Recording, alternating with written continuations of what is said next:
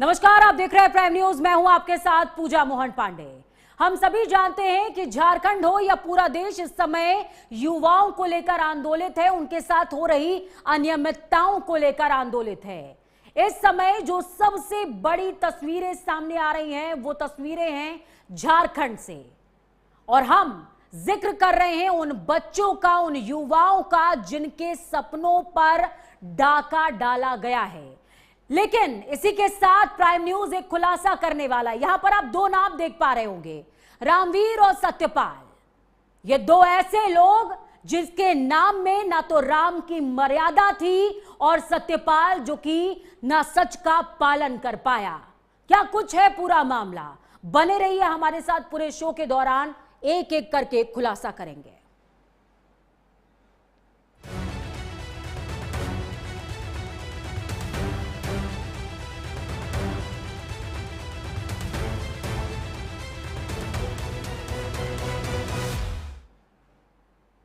झारखंड के लाखों युवाओं के सपनों पर डाका डालने वाले टीडीपीएल के डायरेक्टर रामवीर सिंह, वही रामवीर सिंह जिसका जिक्र किया जो अपने नाम की मर्यादा तक नहीं रख पाया, और सत्यपाल सिंह, ये माफिया, इनके गिरबान पर आज प्राइम न्यूज के हाथ पड़ चुके हैं। ढिबरी और मोमबत्ती की रोशनी में रात रात भर जग कर पढ़ने वाले बच्चे, सरकारी नौकरियों की तैयारी करने वाले बच्चे, सपना देखने वाले गरीब अभ्यर्थियों के हक को जिस टीडीपीएल के नाम के दानव ने निगला, आज उसकी एक एक परत हम उखाड़ने जा रहे हैं, नोचने जा रहे हैं। रामवीर सिंह और सत्यपाल सिंह, ये वो दो आस्तीन के सांप हैं जिन्होंने पैसों की हवस में यूपी से लेकर झारखंड तक, जी हां सही सुन रहे हैं आप सोच रहे होंगे कि जिक्र तो मैडम झारखंड का था, लेकिन कहानी उत्तर प्रदेश से शुरू होती है। यूपी से लेकर झारखंड तक मासूमों का भविष्य ले लिया। 2018 के यूपी वीडियो भर्ती घोटाले से शुरुआत होती है। जेल की हवा खाने और चार्ज शीटेड अपराधी होने के बावजूद आखिर किस तंत्र की शय में, हम सवाल पूछ रहे हैं कि किस तंत्र की शय पर इस दागी कंपनी को झारखंड के जेपीएससी और जेएसएससी जैसी पवित्र परीक्षाओं का जिम्मा सौंपा गया। ओएमआर शीट की दलाली करने वाले इस नरभक्षी सिंडिकेट का पूरा काला इतिहास देखिए हमारी इस विशेष एक्सक्लूसिव रिपोर्ट में, आपको देखनी चाहिए ताकि इनके मुंह से काला नकाब उतरे और पता चले कि असल में शिक्षा के क्षेत्र में डाका डालने वाला असल रावण है कौन। देखिए,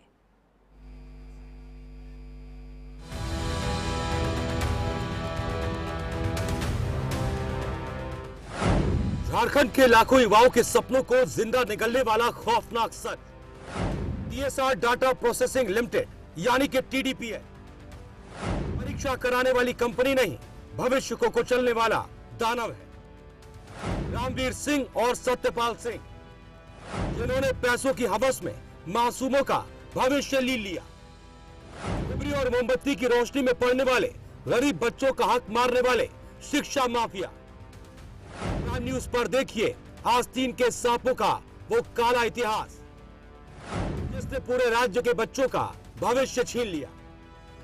टीडीपीएल यानी कि टीएसआर डाटा प्रोसेसिंग लिमिटेड छात्र छात्राओं के भविष्य को खाने वाले इस राक्षस के दो सिर हैं, रामवीर सिंह और सत्यपाल सिंह। ये वो दो जल्लाद हैं जिन्होंने सरकारी नौकरियों की तैयारी करने वाले गरीब अभ्यर्थियों की उम्मीदों का कत्ल करके अपनी जेबें भरी। जरा गौर से देखिए, 2023 से 2026 तक टीडीपीएल के डायरेक्टर रामवीर सिंह और भगोड़ा डायरेक्टर सत्यपाल सिंह, झारखंड की हर बड़ी परीक्षा को इन माफियाओं के जबड़ों में कैसे धकेल दिया गया।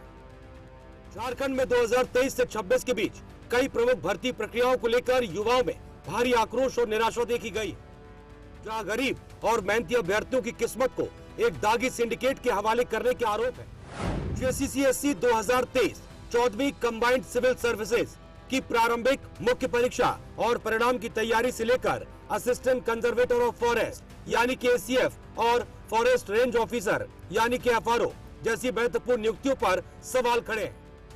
इसके साथ ही जीएसएससी, सीजीएल, स्नातक स्तरीय, इंटर स्तरीय, एक्साइज कांस्टेबल और लेडी सुपरवाइजर भर्ती जैसी बड़ी परीक्षाओं में धांधली और अनियमितताओं के चलते राज्य के लाखों युवाओं का भविष्य अनिश्चितता और अंधकार के साए में आ गया है। हर उस जगह ओएमआर शीट का सौदा किया गया जहां से किसी गरीब के घर की रोटी चल सकती थी। रामवीर सिंह और सत्यपाल सिंह का इतिहास कोई आज का नहीं है। ये वो पेशेवर आस्तीन के सांप है जो पहले उत्तर प्रदेश में युवाओं का भविष्य खा चुके हैं।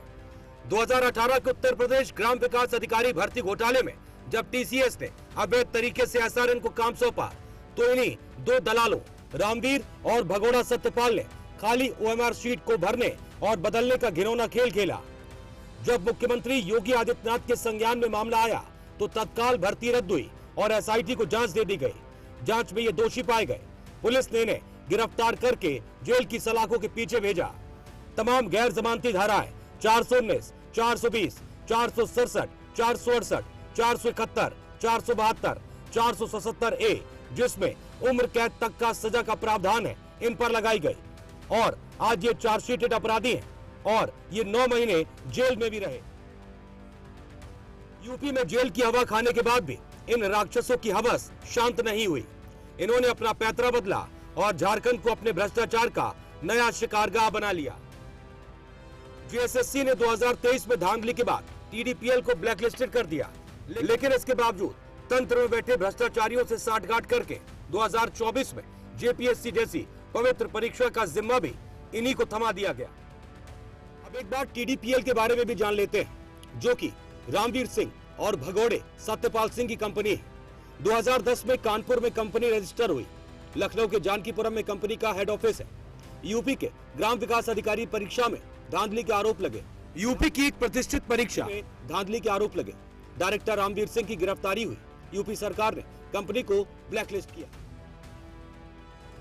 आज प्राइम न्यूज हर उस रोते हुए छात्र और बेबस माँ बाप की तरफ से सीधे सवाल पूछता है। पहला सवाल झारखंड सरकार से, जिस जनता ने, जिन युवाओं ने अपने वोट से आपको चुनकर कुर्सी पर बैठाया, उसी सरकार ने उन युवाओं के साथ इतना बड़ा छल कैसे होने दिया? 80% नौकरियों का सौदा इन माफियाओं के हाथों कैसे कर दिया? जब 2020 में यूपी में इन पर कार्रवाई हो चुकी थी, ये लोग जेल जा चुके थे, तो किस आधार पर इन्हें फिर से महत्वपूर्ण परीक्षा का जिम्मा सौंपा गया? प्राइम न्यूज यूपी सरकार के उन अधिकारियों को भी कटघरे में खड़ा करता है। उनसे सवाल पूछता है कि सीएम योगी के कड़े निर्देशों और परीक्षा परिणाम निरस्त करने के बाद भी अधिकारियों ने ऐसी कार्रवाई क्यों नहीं की कि ये लोग इस तरह से बच्चों के भविष्य के साथ कुकृत्य करने लायक न रहते, जबकि हमारे पास इसका पुख्ता सबूत है कि एसआईटी ने जांच में इन्हें दोषी करार दिया। 2/3/2021 की पुलिस की प्रेस ब्रीफिंग में इन दोनों पर आईपीसी की गंभीर धाराओं के तहत कार्रवाई हुई, फिर भी आज तक इन पर फास्ट ट्रैक कोर्ट के जरिए मुकदमा चलाकर इन्हें सख्त सजा क्यों नहीं दी गई? सवाल केंद्र सरकार से भी है। क्या भारत सरकार को इस पर तुरंत संज्ञान नहीं लेना चाहिए? भारत सरकार की मिनी रत्न कंपनी बेसल ने किसके कहने पर, किस स्वार्थ में यूपी की इतनी संवेदनशील परीक्षा की जिम्मेदारी 2020-21 में इस कंपनी को थमा दी? इस महाखुलासे से देश भर के हर नागरिक, हर उस माँ बाप को यह जानना भी जरूरी है कि जब कोई सरकार किसी एजेंसी को युवाओं का भविष्य सौंपती है तो नियम क्या कहते हैं। कंपनी और उसके निदेशकों का ट्रैक रिकॉर्ड पूरी तरह से बेदाग होना अनिवार्य है। कंपनी के डायरेक्टर, एमडी और चेयरमैन का केवाईसी होना चाहिए ताकि कोई अपराधी तंत्र में ना घुस सके। कंपनी किसी भी राज्य, विभाग या परीक्षा में कभी भी ब्लैकलिस्टेड या विवादित न हुई हो। संस्था कम से कम 3 साल पुरानी हो और उसके पास निष्पक्ष, विवाद रहित परीक्षाएं कराने का पुख्ता अनुभव हो। कंपनी का अपना OMR scanner, secure printing, admit card generation, registration portal और गोपनीय दस्तावेज सुरक्षित रखने का प्रमाणित इंफ्रास्ट्रक्चर होना अनिवार्य है। हमारी टीम के हाथ लगा 31 अगस्त 2021 की इनकी आधिकारिक वेबसाइट का स्क्रीनशॉट, जिसमें उन्होंने यूपी सचिवालय, संस्कृत शिक्षा बोर्ड, कोषागार निदेशालय, जल संसाधन मंत्रालय, उड़ीसा यूनिवर्सिटी और कानपुर यूनिवर्सिटी जैसे बड़े क्लाइंट्स के नाम तो सजा रखे थे, लेकिन पूरी वेबसाइट पर एक भी सरकारी परीक्षा कराने का कोई जिक्र नहीं था।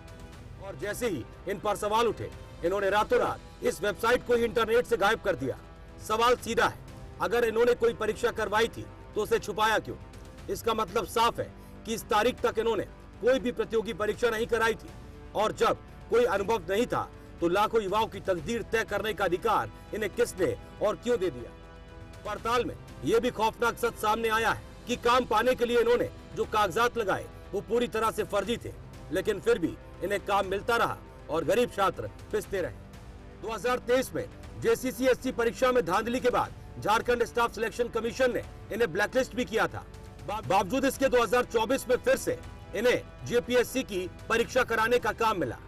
हर परीक्षा विवादों में घिरी, हर बार एक गरीब का सपना टूटा और शासन प्रशासन सिर्फ लीपापोती करता रहा। धांधली का वही पुराना और घिनौना तरीका। झारखंड में JPSC परीक्षा घोटाले की जांच कर रही CID ने लखनऊ से रक्षक सिंह को गिरफ्तार किया है। रक्षक सिंह 14वीं JPSC PT कराने वाली TDPL एजेंसी में अकाउंटेंट था और खुद परीक्षा में सफल भी हुआ था। इस मामले में अब तक कुल 20 गिरफ्तारियां हो चुकी हैं।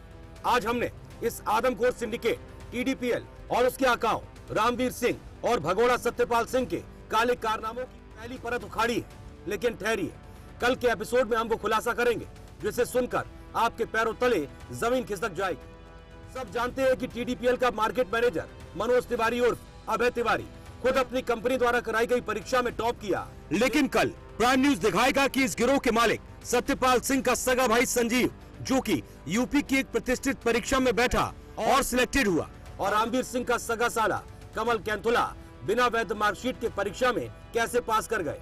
और सबसे बड़ा सच, इन्हें बचाने वाला इनका सगा भाई यूपी शासन में किस पद पर बैठा है और इनसे उसका पूरा कनेक्शन क्या है। ये तमाम खुलासे हम अगले एपिसोड में करेंगे, क्योंकि हम हैं प्राइम न्यूज और हमारा ध्येय एक कसम राष्ट्र प्रथम।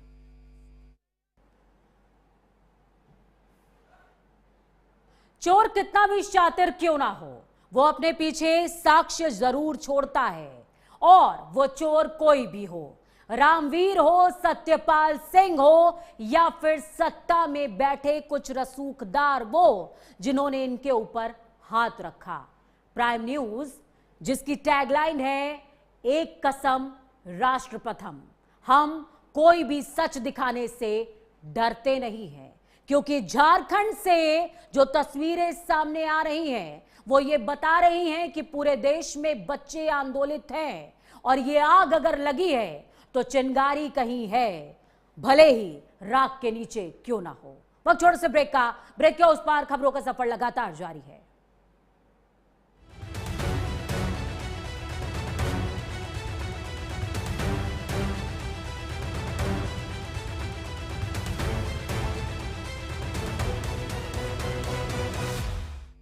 रूप मंत्रा आयुर्वेदिक फेस वॉश, इसमें है